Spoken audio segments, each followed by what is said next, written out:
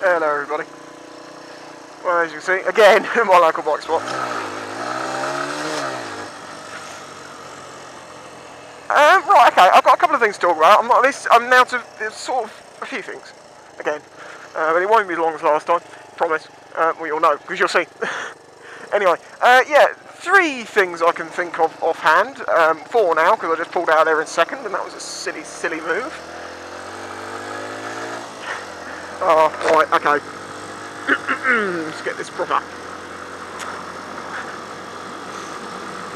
Oh god, no. See, those Can-Am things, they're selling them around here now, and there's a few of them about. If you owned one, would you not feel like you... I mean, most of the guys I've seen that are riding them are about, I'd say, between 40 and 60. Would you not feel, if you're riding, you've just gone and bought your Can-Am, and it's cost you 25 grand or whatever it is, and you're riding along, and then someone passes you on a bike, are you not going to think to yourself, what have I done? Why did I buy this? Why would I go and buy something as stupid as a 3-wheeler? I don't know, it just doesn't make sense to me. Oh yeah, of course, cruiser, blacked out visor, looked at me, I watched him, didn't nod. Sports bike rider, nods his head. There you go, proving in one go, isn't it? Anyway, the other things I need to talk about are one, I know people like long videos, some people like them, but I can't always make videos about 14 minutes long.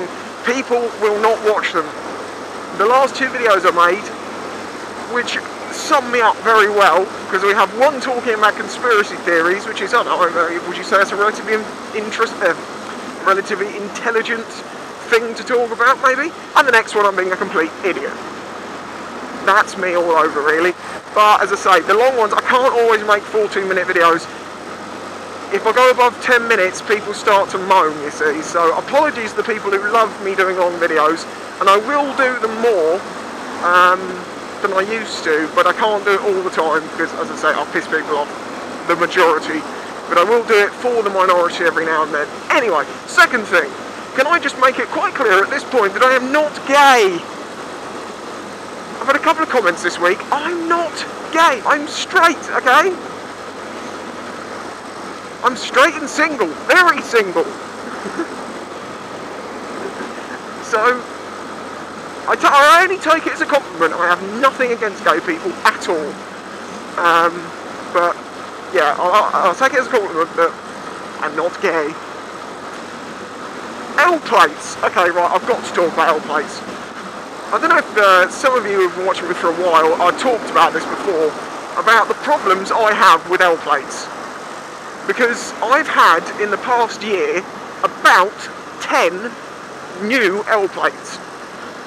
It started off with me having those plastic type ones, and they used to snap all the time. I don't know whether they're not rated to go to 70 or something, but they just snap on me. The other type I've tried are the polystyrene type one. It's like polystyrene in the middle, plastic either side. Again, snap really easily. Those ones I would say were only any good for something that's like a 50cc scooter that's not going to go over 30, because the second I hit 50, gone.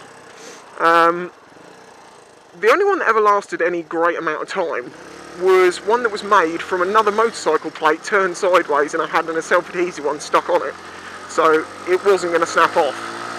All that happened in that case, because it was so heavy and it was so strong that it caught the wind, and then it's like a fucking barn door on the back of my bike, it snapped the whole lot off. So I thought, I'm going to be clever. We want strong, can't shatter, shouldn't snap, and light. So I made one of aluminium. Got aluminium sheeting, I think it was about a mil, maybe it might have been 2 mil, I can't remember now. Stuck a self-adhesive L plate on it, and that lasted me a good few months until it snapped. Yes, I've managed to snap an aluminium plate. Just, it tore off in like U-shapes.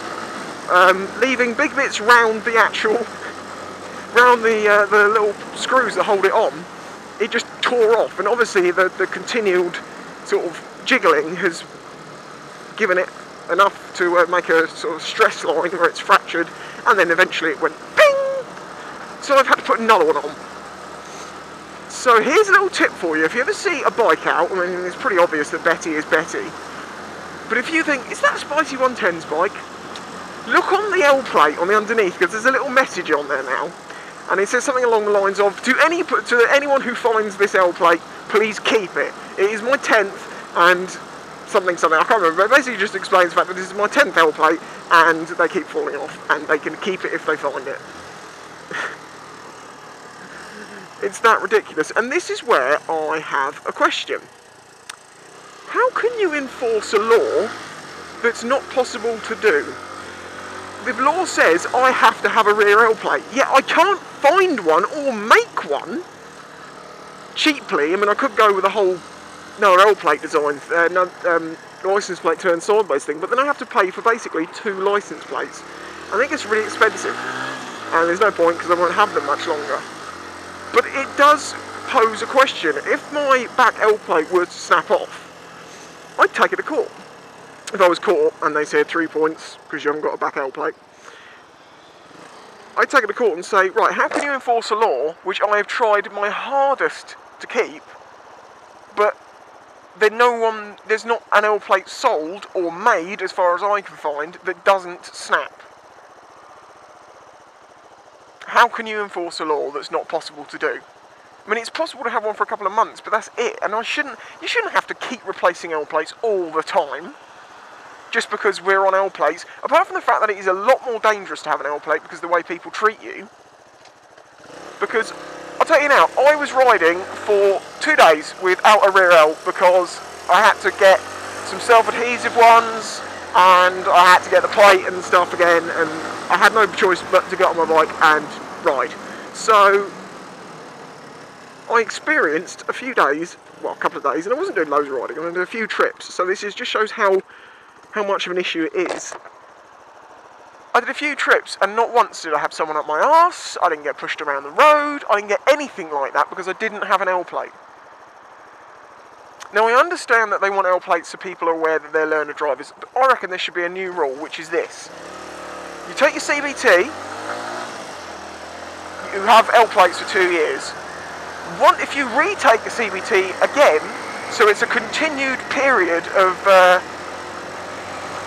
L plating and riding, then, after those 2 years, you shouldn't have to have L plates.